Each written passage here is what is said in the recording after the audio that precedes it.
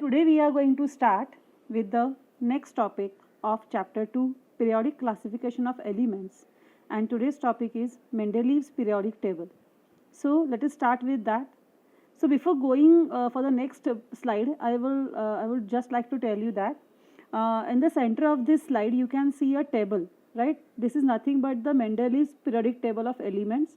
It is made by the Mendeleev, and now we are going to see how he made this table and what are its merits and what are its demerits. So first of all, we will take some information about Mendeleev. So Mendeleev, his name was Dmitry Mendeleev. He born in 1834 and he died in 1907. He is a Russian scientist. So his nationality, or he is a citizen of Russia, or his nationality is Russian. He is a professor at St. Petersburg University. So he is a professor of chemistry.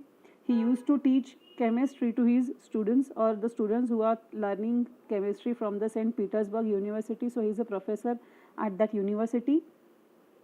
So he thought that he wants to classify elements because he also wants to study them very systematically. So what he did, he make cards of those elements. So there were 63 elements known to him, and he make 63 cards of 63 elements. So what is written on that cards? So the symbol of the element, then its atomic mass number, then the properties of the elements. So all these things he written on the card. But at that time the properties of elements were not known much. So what he did first, he studied the properties, physical properties, chemical properties of those elements in detail. He noted all those properties and then he wrote all those properties on that cards also. So he made separate card for every known elements showing its atomic mass.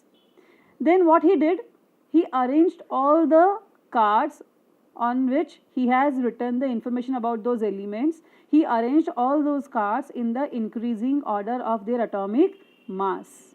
Okay, and what happened, while arranging these cards, some of the elements, they show similar physical and chemical properties. So he arranged those elements one below the another. येते लक्षात? म्हणजे जेव्हा ते हे एलिमेंट्सची मांडणी करत होते त्यांच्या ॲटॉमिक मास नंबरच्या असेंडिंग ऑर्डरने, चढत्या क्रमाने, तर काही एलिमेंट्सच्या प्रॉपर्टीज फिजिकल आणि केमिकल सेम येत होत्या. आणि मग असे एलिमेंट्स त्यांनी एकाच उभ्या स्तंभामध्ये, एकाच उभ्या कॉलममध्ये एकाखाली एक मांडायला सुरुवात केली. So he arranged the cards in the accordance with their atomic masses and properties of the elements, which resulted in the invention of the periodic table of elements. मग अशा प्रकारे ही मांडणी केल्यावर काय तयार झाला, एक टेबल तयार झाला, एक तक्ता तयार झाला, आणि ज्याला काय म्हटलं गेलं, पिरियॉडिक टेबल असं म्हटलं गेलं. बरं, हे सगळं काम करायला त्यांना काय 2 दिवस 3 दिवस इतका कमी कालावधी नाही लागला. त्यांना हे सगळं काम पूर्ण करायला, हा पिरियॉडिक टेबल तयार करायला ही टूक 3 years, 3 वर्ष त्यांना लागली. So he developed periodic table of elements during the period 1869 to 1872 AD. म्हणजे 1869 ते 1872 या काळात त्यांनी हा पिरियॉडिक टेबल, 3 वर्ष त्यांना लागली हा पिरियॉडिक टेबल तयार करण्यासाठी. म्हणजे बघा त्यांनी किती मेहनत घेतली हा पिरियॉडिक टेबल तयार करण्यासाठी. So what are the properties of this periodic table? So Mendeleev's periodic table is the most important step in the classification of elements. Now see, he started to classify elements in a very proper way. He gave a very proper way to classify elements, on which the scientists after him, they classify the elements. म्हणजे मेंडेलीवने elements classify करण्याची एवढी proper पद्धत सांगितली की त्यालाच अनेक scientist नंतर काय केलं, इन फ्युचर फॉलो केलं. While classifying the 63 elements known at that time, he considered atomic mass as the fundamental property. So what he thought, that whatever the properties, physical or chemical properties are there of any element, those are because of its atomic mass. म्हणजे त्या atomic mass मुळे त्याच्या त्या properties आहेत असं त्यांनी connection लावलं, आणि त्यामुळे त्याने atomic mass हा बेस धरून एलिमेंट्सचं क्लासिफिकेशन करायला काय केली, सुरुवात केली. He arranged all the known elements in an increasing order of their atomic mass number. आणि मग त्यांनी काय केलं, तर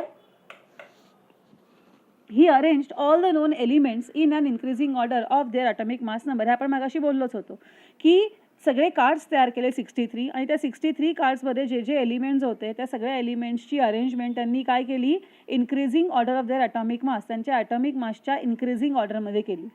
पण अशी त्यांनी लाईन नाही लावली एका पाठोपाठ एक. तर ज्यांच्या केमिकल प्रॉपर्टीज आणि फिजिकल प्रॉपर्टीज सेम आहेत ते एलिमेंट्स त्यांनी काय केले, एकाखाली एक मांडले. Then he transformed this into the periodic table of elements. आणि मग अशा प्रकारे त्यापासून एक सारणी, एक तक्ता तयार झाला, ज्याला आपण काय म्हणतो, एक टेबल तयार झाला, चार्ट तयार झाला, ज्याला काय म्हटलं गेलं, पिरियॉडिक टेबल ऑफ एलिमेंट्स असं म्हटलं गेलं. सो असा हा पिरियडिक टेबल तयार झाला, तुम्हाला त्या चित्रामध्ये दिसतो आहे, जो आपण फर्स्ट पेजवर पण पाहिला होता, फर्स्ट स्लाईडवरती. सो अशा प्रकारे हा पिरियडिक टेबल तयार झाला. आणि मग ह्यातलं त्यांनी एक लॉ तयार केला मेंडेलिव्हने काय लॉ तयार केला, त्याला म्हटलं गेलं मेंडेलिव्हज पिरियॉडिक लॉ. त्याने असा लॉ तयार केला, properties of elements are periodic functions of their atomic masses. Now what does this mean? So whenever you arrange the elements in their increasing order, after certain elements or after certain period, the properties of the elements get repeated. म्हणजे जेव्हा तुम्ही elements त्यांच्या atomic mass नंबरच्या चढत्या क्रमाने मांडता, ascending ऑर्डरने मांडता, तर काही विशिष्ट कालावधीनंतर त्या एलिमेंट्सच्या प्रॉपर्टीज काय होतात, रिपीट होतात, असं त्याच्या लक्षात आलं. म्हणजे ॲटॉमिक मास ही बेसिक प्रॉपर्टी आहे आणि हा बेसिक क्रायटेरिया आहे एलिमेंट्सच्या क्लासिफिकेशनचा. आणि आपण जर ॲटॉमिक मासच्या चढत्या क्रमाने एलिमेंट्सना मांडत गेलो तर विशिष्ट कालावधीनंतर त्याच्या प्रॉपर्टीज रिपीट होतात. आणि मग ज्याच्या प्रॉपर्टीज सेम आहेत असे एलिमेंट्स वेगळे वेगळे मांडण्यापेक्षा आपण ते एकाखाली एक मांडू शकतो, असं त्यांनी सांगितलं. आणि मग त्यांनी एक पिरियडिक टेबल तयार केला अशा प्रकारचा. थोडीशी आपण ह्या पिरियडिक टेबलबद्दलची माहिती घेऊयात. त्यातले जे रेड डॉट्स आहेत ते रेड डॉट्स म्हणजे असे एलिमेंट्स आहेत की जे आपल्या पूर्वजांना, एन्शंट्सना, म्हणजे जे पूर्वज आहेत, आपले जे ॲन्सिस्टर्स आहेत, त्यांना हे एलिमेंट्स माहीत होते. दुसरी महत्त्वाची गोष्ट, जे ब्लू आणि येल्लो डॉट्स आहेत ते ॲक्टिनाइड सिरीज आणि लॅन्थेनाइड सिरीज आहेत. ते तुम्हाला पुढच्या भागात तुम्हाला त्याबद्दलची माहिती मी देईन, लॅन्थेनाइड आणि ॲक्टिनाइड सिरीजबद्दलची. त्यानंतर काही जे ब्लू बॉक्स आहेत त्या ब्लू बॉक्समध्ये व्हाईट कलरचे लाईन्स आहेत, चेक्स आहेत. मग हे जे व्हाईट कलरचे लाईन्स आहेत किंवा चेक्स आहेत तर ते कोणते एलिमेंट्स आहेत, तर ते जे एलिमेंट्स आहेत ते डोबेरानरचे ट्रायड्स आहेत. आपण फर्स्ट PPT बेस्ड व्हिडिओमध्ये डोबेरानर्स ट्रायड्स शिकलो होतो. तुम्ही जर पहिला बघितला, तुम्ही जर दुसरा कॉलम बघितला हायड्रोजनवाला, तर हायड्रोजनच्या खाली बघा लिथियम, सोडियम, पोटॅशियम, हे डोबेरायनरचं ट्रायड आहे. त्या शेजारचा कॉलम तुम्ही जर बघितला सेकंड कॉलम बेरिलियमवाला, त्यातलं पण बघा कॅल्शियम, स्ट्रॉन्शियम आणि बेरियम हे काय आहेत, तर हे सगळे डोबेरानरचे ट्रायड्समधले एलिमेंट्स आहेत. म्हणजे अशा प्रकारे डोबेरानरचे ट्रायड्समधले एलिमेंट्स त्यांनी व्हाईट कलरचे बॉक्स करून दाखवलेले आहेत. जे प्लेन ब्लू कलरचे बॉक्स आहेत ते प्लेन ब्ल्यू कलरचे बॉक्स म्हणजे हे असे एलिमेंट्स आहेत की जे मेंडेलिव्हला माहीत होते. आणि जे पिंक कलरचे एलिमेंट्स आहेत यांचा शोध नंतर लागला आहे, म्हणजे मेंडेलिव्हचा पिरियडिक टेबल तयार झाल्यानंतर यांचा शोध लागलेला आहे. सो हे ते एलिमेंट्स आहेत. सो अशा प्रकारे ही माहिती आपण घेतली मेंडेलिव्हच्या पिरियडिक टेबलबद्दलची. आता आपण त्याची काही वैशिष्ट्ये बघूया. तुम्ही जर बघितलं नीट तर पहिला पिंक कलरचा जो उभा स्तंभ आहे, उभा जो कॉलम आहे तो सोडून द्या. पहिल्या ब्लू कलरचा कॉलम बघा, त्याला 1 रोमन नंबर दिलेला आहे, दुसऱ्याला 2 दिलेला आहे, तिसऱ्याला 3 दिला आहे, चौथ्याला 4 दिलेला आहे, पाचव्याला म्हणजे नायट्रोजनच्या वर 5 दिलेला आहे, मग ऑक्सिजनच्या वरती 6th नंबर दिलेला आहे, फ्लोरीनच्या वरती 7th नंबर दिलेला आहे आणि शेवटचे 3 कॉलम एकच नंबर दिलेला आहे, 8 नंबर शेवटच्या 3ही कॉलम्सना. म्हणजे अशा प्रकारे मेंडेलिव्हच्या पिरियॉडिक टेबलमध्ये 8 देर आर 8 कॉलम्स आणि ह्या 8 कॉलम्सना म्हटलं गेलं ग्रुप्स. प्रत्येक कॉलमला काय म्हटलं गेलं, ग्रुप 1, ग्रुप 2, ग्रुप 3, ग्रुप 4 असं म्हटलं गेलं. आणि तुम्ही जर आडव्या ओळी बघितल्या म्हणजे हॉरिझॉन्टल लाईन्स बघितल्या तर त्या किती आहेत, 7 आहेत. सो त्याच्या 7 हॉरिझॉन्टल लाईन्स आहेत म्हणजे आडव्या ओळी आहेत, त्यांना म्हटलं गेलं periods. So there are 8 groups and 7 periods. So there are 8 vertical columns to which he called as groups and there are 7 horizontal rows to which he called as periods. So there are 8 columns and 7 periods, or there are 8 groups and 7 periods in Mendeleev's periodic table. Vertical columns in the Mendeleev's periodic table are called as groups while the horizontal rows are called as periods. हे आता आपण बघितलं. Now what are the properties of Mendeleev's periodic table, किंवा काय त्याचे गुणवैशिष्ट्य काय होती, त्याचे मेरिट्स काय होते, म्हणजे प्लस पॉईंट्स काय होते. तर पहिला प्लस पॉईंट बघा की ज्या वेळेला मेंडेलिव्हने ज्या वेळेला ह्या एलिमेंट्सची अरेंजमेंट करायला सुरुवात केली तर मेंडेलिव्ह हा फार पुरोगामी विचाराचा होता. त्याने काय विचार केला? पहिली गोष्ट तर त्यांनी असा विचार केला की सायन्स हे फिक्स नाही आहे. सायन्समध्ये नवीन नवीन शोध लागत राहणार आहेत, नवीन नवीन चेंजेस होत राहणार आहेत, नवीन नवीन गोष्टी अजून येत राहणार आहेत सायन्समध्ये. त्यामुळं आपण एकाच ठिकाणी न थांबता आपण काय केलं पाहिजे? आपण पण थोडासा दूरदृष्टिकोनातून विचार केला पाहिजे. आणि म्हणून त्याने काय केलं तर त्याने सगळ्यात पहिले त्यांनी ज्या वेळेला त्या एलिमेंट्सची मांडणी करायला सुरुवात केली in the increasing order of there atomic mass, त्याच्या लक्षात आलं की असे काही एलिमेंट्स आहेत की ज्यांच्या प्रॉपर्टीज त्यांच्या ॲटॉमिक मासच्या प्रॉपर्टीजशी मॅच नाही होत आहेत, काहीतरी प्रॉब्लेम आहे. आणि मग ज्या ज्या एलिमेंट्सच्या बाबतीमध्ये हा प्रॉब्लेम आला त्या एलिमेंट्सच्या ॲटॉमिक मासचं त्याने पुन्हा स्टडी केला, त्यांचं ॲटॉमिक मास त्याने पुन्हा कॅल्क्युलेट केलं, त्याने पुन्हा मोजलं वेगवेगळे एक्सपेरिमेंट्स करून, वेगवेगळे प्रयोग करून, आणि मग त्याने त्यांना प्रॉपर ॲटॉमिक मास दिला. म्हणजे एक्झाम्पल आपण जर बेरिलियमचं घेतलं तर आधी सांगितलं गेलं होतं की बेरिलियमचा ॲटॉमिक मास 14.09 आणि ते घेऊनच तो त्याची त्या पिरियडिक टेबलमध्ये मांडणी करायला चालला होता. पण त्याला लक्षात आलं की हे 14.09 कुठतरी गडबड आहे, हे ॲटॉमिक मास आणि त्याच्या प्रॉपर्टीज मॅच होत नाही आहेत. आणि मग त्यांनी काय केलं? त्यांनी पुन्हा त्याचा अभ्यास केला, बेरिलियमच्या ॲटॉमिक मासचा त्यांनी स्टडी केला आणि त्याने त्याच्या वेगवेगळे एक्सपेरिमेंट्स केले बेरिलियम ह्या मेटलवरती, ह्या एलिमेंटवरती. आणि ते लक्षात आलं की हा ॲटॉमिक मास चुकलेला आहे, की बेरिलियमचा ॲटॉमिक मास किती असायला हवा आहे? 9.4 असायला हवा आहे, पण तो दिलेला आहे 14.09. आणि अशा प्रकारे त्याने काही एलिमेंट्सच्या ॲटॉमिक मासमध्ये पण काय केली? दुरुस्ती केली, करेक्शन्स केल्या. आणि मग अशा प्रकारे beryllium was placed before boron, म्हणजे बेरिलियमला बोरॉनच्या आधीचं स्थान देण्यात आलं. So atomic masses of some elements वर रिवाइज म्हणजे दुरुस्ती केली गेली to give them proper place in the periodic table in accordance with their properties. For example, the previously determined mass of beryllium was 14.09 was changed to the correct value 9.4 and beryllium was placed before boron. म्हणजे अशा प्रकारे बेरिलियमच्या atomic मासमध्ये दुरुस्ती केली गेली आणि त्याला बोरॉनच्या आधी स्थान दिलं गेलं in the periodic table. So अशा पद्धतीने ही पहिली प्रॉपर्टी होती, पहिलं वैशिष्ट्य होतं, पहिलं मेरिट होतं मेंडेलिव्हच्या पिरियॉडिक टेबलचं. Now we will see the second one. आता मगाशीच आपण बोललो की तो पुरोगामी विचारांचा होता, तो दूरदृष्टिकोनातून विचार करणारा होता आणि त्याला माहिती होतं की इन फ्युचर आणखीन काही नवीन एलिमेंट्सचा शोध लागू शकतो की जे आत्ता माहीत नाही आहेत, जे आता आपल्याला माहीत नाही आहेत. आणि मग अशा वेळेला त्यांनी काय केलं? त्याने त्याच्या पिरियॉडिक टेबलमध्ये काही प्लेसेस, काही जागा वॅकेंट सोडल्या, रिकाम्या सोडल्या, की बाबा इन फ्युचर जेव्हा केव्हा या एलिमेंट्सचा शोध लागेल तेव्हा ती एलिमेंट्स इथं आपल्याला काय करता येतील? मांडता येतील. So Mendeleev kept vacant places in the periodic table for elements and not discovered till then. 3 of these unknown elements were given the names as Ica boron, Ica aluminum and Ica silicon. मग त्याने त्या 3 एलिमेंट्सना नावं पण दिली, like इका boron, इका aluminium, इका silicon. त्यांनी अशी नावं दिली. इकाचा मिनिंग होतो की त्याच्या आधी किंवा नंतर, म्हणजे बोरॉनच्या आधी, ॲल्युमिनियमच्या आधी, सिलिकॉनच्या आधी असा याचा अर्थ होतो. सो त्यांनी अशा प्रकारे त्या पोझिशनवरून आणि त्याच्या जवळपास कोणता एलिमेंट येणार आहे याच्या नावावरून त्याने काय केलं? त्या एलिमेंट्सचं नाव तयार केलं. From the known neighbours and their atomic masses वर इंडिकेटेड. त्यांनी एवढंच नाही केलं, त्यांनी त्यांचे ॲटॉमिक मासेस पण सांगून ठेवले की बाबा इका बोरॉन हा जो एलिमेंट असणार आहे त्याचा ॲटॉमिक मास 44 असेल, इका ॲल्युमिनियमचा ॲटॉमिक मास 68 असेल, इका सिलिकॉनचा ॲटॉमिक मास 72 असेल, असं त्याने सांगितलं. आणि नंतर कालांतराने ज्या वेळेला ह्या एलिमेंट्सचा शोध लागला तेव्हा लक्षात आलं की त्यांनी सांगितलेले ॲटॉमिक मासेस हे एकदम करेक्ट होते आणि तेच ॲटॉमिक मास त्या एलिमेंट्सचे आपल्याला मिळालेले आहेत. एवढंच नाही, त्यांनी फक्त ॲटॉमिक मासच नाही सांगितले, तर त्यांनी त्या एलिमेंट्सच्या प्रॉपर्टीज पण सांगितल्या की हे जे नंतर शोध लागणारे एलिमेंट्स आहेत त्यांच्या फिजिकल आणि केमिकल प्रॉपर्टीज कशा असतील ते आपण पुढले एका चार्टमध्ये पाहणारच आहोत. Due to this success, all were convinced about the importance of Mendeleev's periodic table and this method of classification of elements was accepted immediately. म्हणजे अशा प्रकारे मेंडेलिव्हने बऱ्यापैकी सक्सेसफुली एलिमेंट्सचं क्लासिफिकेशन करून दिलं. त्यांनी केलेलं हे क्लासिफिकेशन संपूर्ण जगामध्ये एक्सेप्ट केलं गेलं आणि ते फॉलो पण केलं गेलं. आता मगाशी मी जे तुम्हाला म्हटलं की त्याने जे सांगितलं की हे एलिमेंट्स नंतर शोध लागणार आहेत, तर त्याने सांगितलं होतं की इका ॲल्युमिनियम त्याने सांगितलेलं नाव होतं, ज्याला नंतर नाव दिलं गेलं गॅलियम. सो त्याने सांगितलं की इका ॲल्युमिनियमचा ॲटॉमिक मास असणार आहे 68, जो ॲक्च्युअलमध्ये गॅलियम त्याला नाव दिलं गेलं त्याचा ॲटॉमिक मास होतं 69.7, म्हणजे खूप जवळ होतं त्यांनी सांगितलेल्या. डेन्सिटी त्यांनी सांगितलेली 5.9 आणि गॅलियमची डेन्सिटी निघाली 5.94. तुम्हाला कळतं आहे इका ॲल्युमिनियम हे मेंडेलिव्हने दिलेलं नाव आहे त्या एलिमेंटचा शोध लागण्यापूर्वी. आणि शोध लागल्यावर एका ॲल्युमिनियमलाच काय नाव दिलं गेलं, गॅलियम हे नाव दिलं गेलं. आणि मग आपण त्यांच्या प्रॉपर्टीज कम्पेअर करतोय की मेंडेलिव्हने सांगितलेल्या प्रॉपर्टीज आणि ॲक्च्युअल आढळलेल्या प्रॉपर्टीज यामध्ये किती साम्य आहे.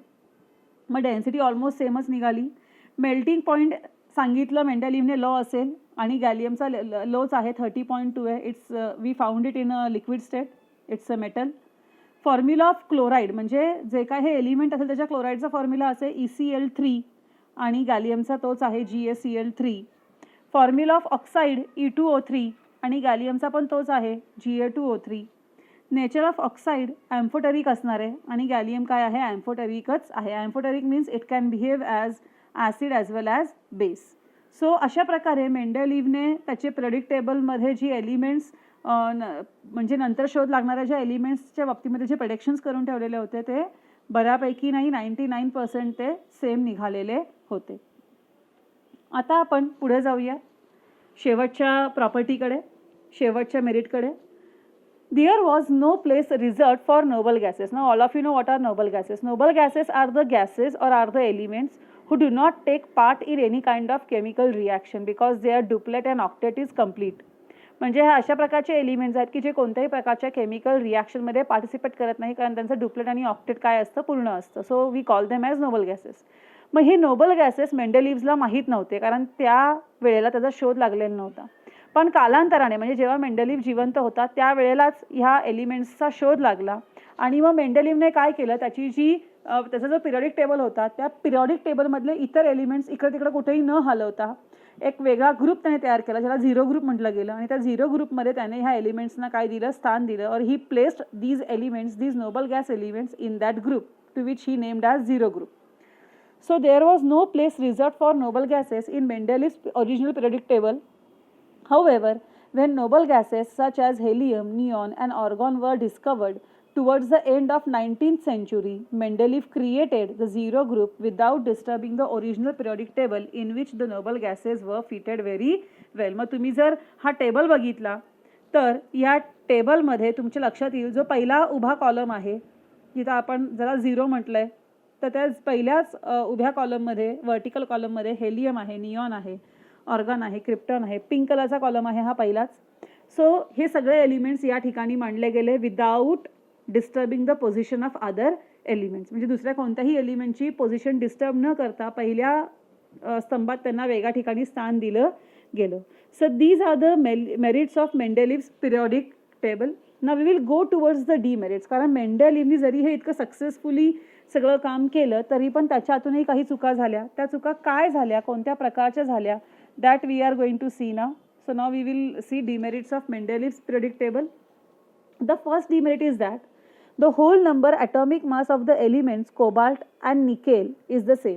म्हणजे तुम्ही जर पुन्हा हा पिरियडिक टेबल जर बघितला तर तुमच्या लक्षात येईल सगळ्यात शेवटचे दोन कॉलम बघा, त्यातले पहिले एलिमेंट बघा, कोबाल्ट आणि निकेल, CO आणि Ni.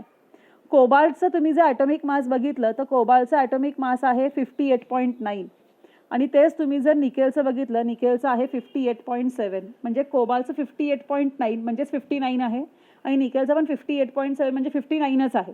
मग दोघांचा ॲटॉमिक मास सेम आहे. मग दोघांचा ॲटॉमिक मास सेम आहे म्हटल्यावर कुणाला आधी ठेवायचं, कुणाला नंतर ठेवायचं हा प्रश्न पडला. मग अशा केसमध्ये काय झालं बघा, त्याने कोबाल्टला आधी ठेवलं आणि निकेलला नंतर ठेवलं. तुम्ही जर नीट बघितलं तर कोबाल्टचा ॲटॉमिक मास आहे 58.9 आणि निकेलचा आहे 58.7. आणि जर तुम्ही असेंडिंग ऑर्डरनी मांडताय म्हणजे चढत्या क्रमाने मांडताय तर तुम्हाला निकेलला आधी ठेवायला पाहिजे आणि मग कोबाल्टला ठेवायला पाहिजे.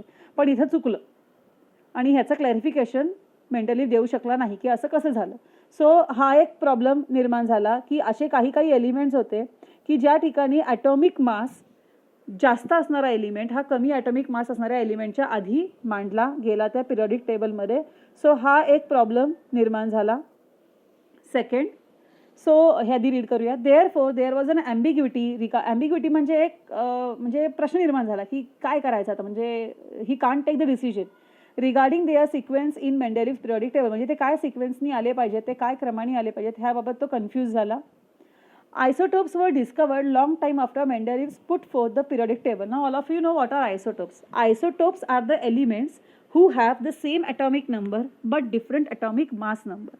So मेंडेलिव्हच्या केसमध्ये काय झालं की त्यावेळेला आयसोटोप्स माहीतच नव्हते मेंडेलिव्हला आणि आयसोटोप्सचा शोध हा खूप नंतर लागलेला आहे. मग आयसोटोप म्हणजे काय, समजा मी हायड्रोजन घेतला तर नॉर्मल जो हायड्रोजन आहे त्याचा ॲटॉमिक नंबर 1 आहे आणि त्याचा ॲटॉमिक मास नंबर पण 1च आहे, पण त्याचे आयसोटोप्स आहेत. आयसोटोप्स म्हणजे काय की हायड्रोजनचे आणखीन असे भाऊ बहीण आहेत की हायड्रोजनच आहे, ॲटॉमिक नंबर 1च आहे, पण ॲटॉमिक मास नंबर 2 आहे.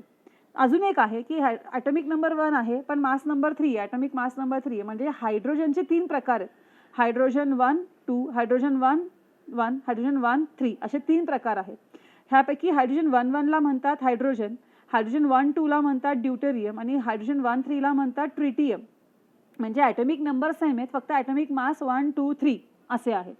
सो ह्यांना म्हणायचं आयसोटोप्स. मग आता एकाच हायड्रोजनचे 3 प्रकार आहेत, मग ह्यांचे ॲटॉमिक मास नंबर वेगळे वेगळे आहेत आणि जर ह्याची पूर्ण सारणी ॲटॉमिक मास नंबरवरच डिपेंड आहे, त्यांना वेगळं वेगळं स्थान द्यायचं का, ह्यांना वेगवेगळी पोझिशन द्यायची का, का यांच्या प्रॉपर्टीज सेम आहेत केमिकल आणि फिजिकल, मग ह्यांना एकाच स्थानी ठेवायचं का. सो असा प्रश्न निर्माण झाला.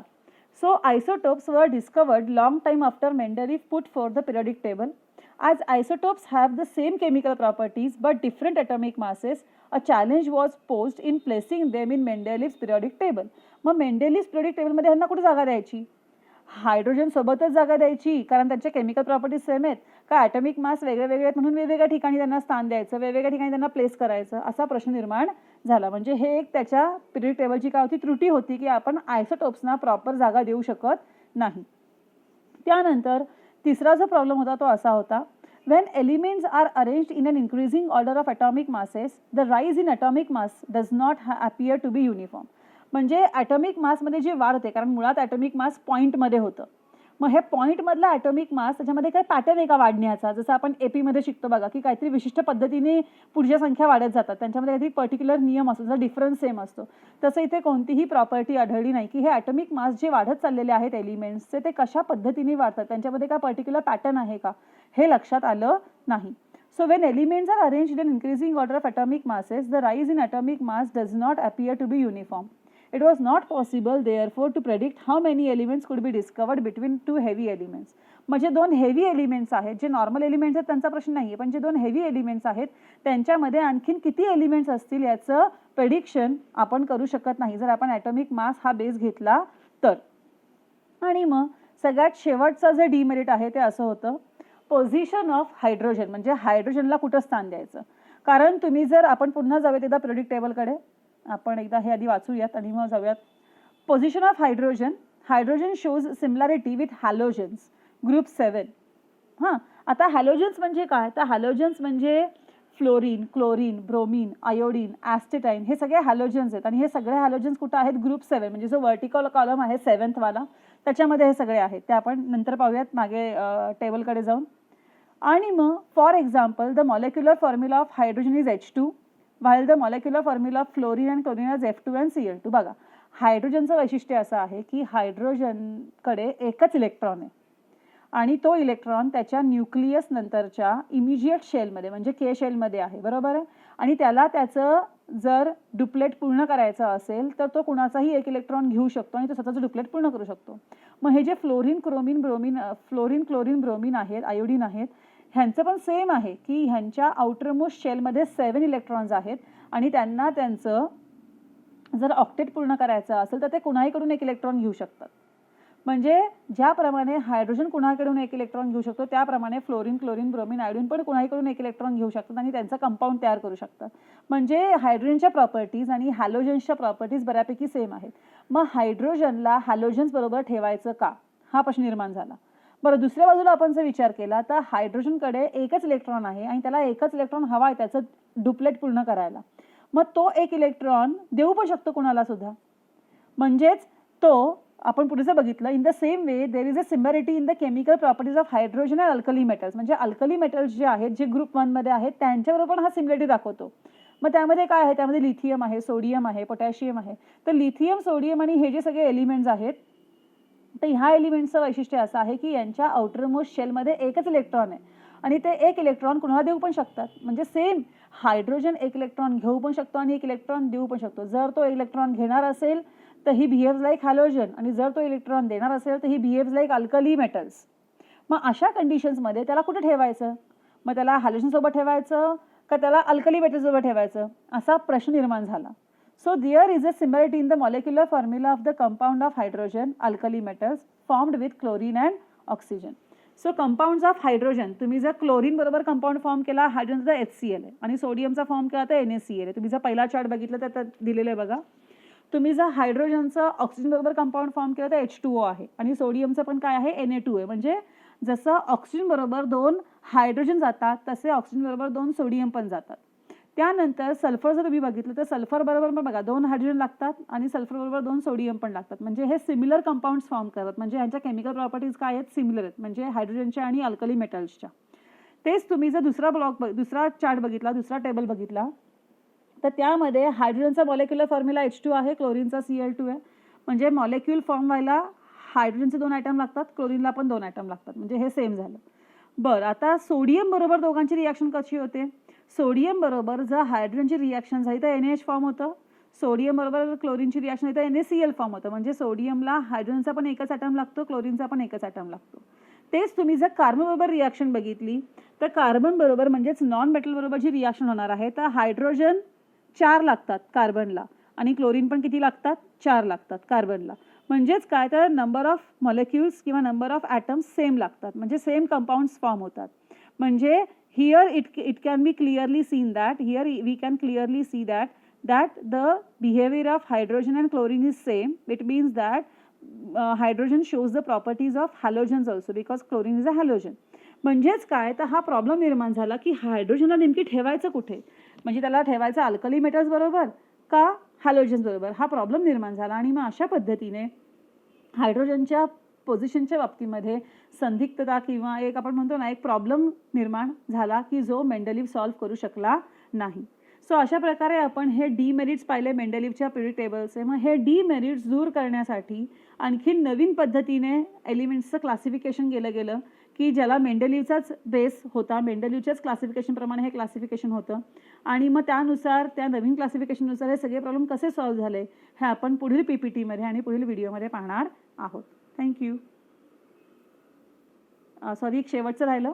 On considering the above properties, it cannot be decided whether the correct position of the hydrogen is in the group of alkali metals group 1 or in the group of halogens group 7. म्हणजे तेच पुन्हा की hydrogen नेमकी कुठं स्थान द्यायचं, group 1 मध्ये का ग्रुप 7 मध्ये, हे तो फिक्स करू शकला नाही.